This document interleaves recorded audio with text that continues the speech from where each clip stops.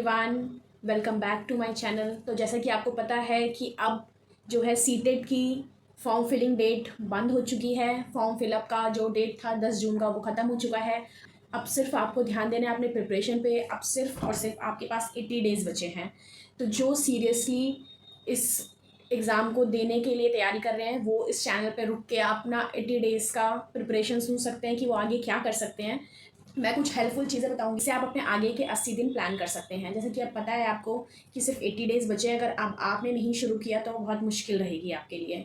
तो जो serious candidate हैं वो इस चैनल को ज़रूर सब्सक्राइब कर लीजिए। मैं बहुत हेल्पफुल चीज़ें आपके लिए इसी तरीके से टिप्स ट्रिक्स इंपॉर्टेंट टॉपिक्स वगैरह की वीडियोस लाती रहूँगी। इस वीडियो को भी लाइक कर लीजिएगा। तो अब मैं आपको बताती हूँ कि आपको क्या करना है। 80 डेज़ में आपको 30-30-20 में डिवाइड कर लेना है इस 80 डेज़ को।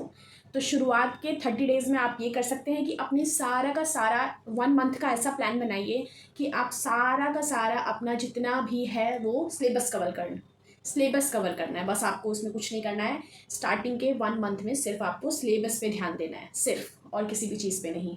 फिर आगे बढ़ते हैं। जो आपके 30 डेज़ बचेंगे उसमें आप PYQs कर सकते हैं। तो कैसे कर सकते हैं? 30 डेज़ में आप अपना सिलेबस पे ध्यान दीजिए और उसके बाद जो 30 डेज़ हैं उसमें आपको PYQs पे ध्यान देने हैं। अपने कंटेंट को रिवाइज़ करना है और PYQ देना है। तो PYQ कहाँ दे सकते हैं? ऑनलाइन दे सकते हैं। सचिन अकेडमी पे भी जो ऐप है, सचिन अकेडमी वाला ऐप, उसमें आप PYQ दे सकते हैं। उसके बाद टेलीग्राम चैनल पे मिल जाएंगे आपको previous year question paper. Online YouTube पे भी मिल जाएंगे। आप कंटेंट को रिवाइज़ करिए और उसके बाद PYQs को सॉल्व करिए। 30 डेज़ पे आपको सिर्फ यही करना है। आपका फोकस रहना चाहिए कि कौन सा पॉइंट आपको ज़्यादा पढ़ना है, कौन सा एरिया आपका वीक है। जैसे कि अगर बात करते हैं पेडागोजी में पियाजे, वाइगॉस्की, कोलबर्ग हो गए, डिसेबिलिटीज़ हो गई आपकी। उसके बाद आपके आ गए इंक्लूसिव एजुकेशन, लर्निंग डिसेबिलिटी होती है। फिर उसमें आपका आ गया मोरल वैल्यूज़। इन सब के ऊपर बहुत क्वेश्चंस बनते हैं, तो आप इन सब एरिया पे फोकस करिए। उसके बाद जैसा कि मेरे पास SST था, तो SST में आपको अपने हिस्ट्री पे फोकस करना है। ज्योग्राफी पे फोकस करना है और पॉलिटिकल साइंस का भी पार्ट है इंपॉर्टेंट। तो मैं आपको नेक्स्ट वीडियो लाऊंगी जिसमें मैं आपको बताऊंगी कि SST में कौन कौन से मेजर टॉपिक्स हैं जिन पे आप फोकस कर सकते हैं। तो ऐसे आप अपने जो मेजर इंपॉर्टेंट टॉपिक्स हैं उन पे फोकस करते हुए PYQ सॉल्व कीजिए।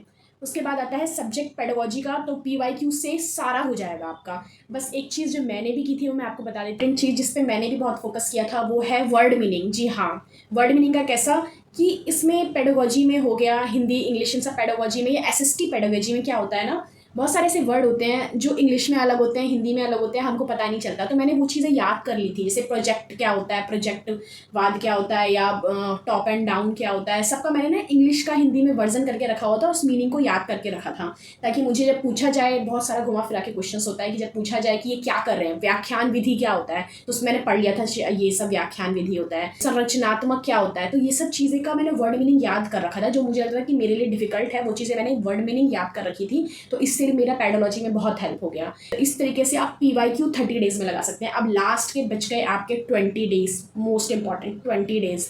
क्या करना है उसमें? लास्ट में जो आपके 20 डेज़ बच गए हैं, आपको कोई नया टॉपिक नहीं छूना है, कोई भी नई चीज़ें नहीं करनी है। जो पढ़ा है उसको रिवाइज करना और मॉक टेस्ट देना है। अगर आप चाहें तो फ्लिपकार्ट से, अमेजोन से, कहीं से भी एक पतली सी जो है एक प्रैक्टिस बुक मंगवा सकते हैं। उस प्रैक्टिस बुक से आपको प्रैक्टिस करनी है। तो ये आपको बहुत हेल्प करेगा। सबसे पहले आपका हो गया 30 डेज़ में आपको अपना कंटेंट जो भी आपका सिलेबस है उसको कवर करना है। फिर नेक्स्ट 30 डेज़ में आपको उसी को रिवाइज करना है, मॉक टेस्ट देने हैं, PYQs देखने हैं। PYQ से बहुत इंपॉर्टेंट, PYQ बहुत इंपॉर्टेंट है, सीरियसली बहुत इंपॉर्टेंट है। उससे ऐसे ना वैसे करके क्वेश्चंस बन ही जाए। लास्ट के 20 डेज़ में आपको उसी को रिपीट करना, बस यही करना है। एक हफ्ते पहले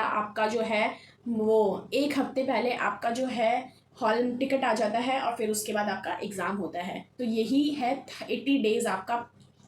तो यही है आपका 80 डेज़ का प्लान जो अब आप रख सकते हैं। बहुत ही इंपॉर्टेंट है। अब जो सीरियस कैंडिडेट हैं वो इस 80 डेज़ को बहुत सीरियस लें। जो सीरियस कैंडिडेट हैं वो इस चैनल के साथ जुड़ सकते हैं। मेरे चैनल को सब्सक्राइब कर लीजिएगा, लाइक कर दीजिएगा। आपको अगर ये कंटेंट, ये स्ट्रैटेजी पसंद आई 80 डेज़ की, तो आप ज़रूर कमेंट करके बताइए। अपनी तरफ से कुछ एडिशन आपको पूछना है तो आप पूछ सकते हैं।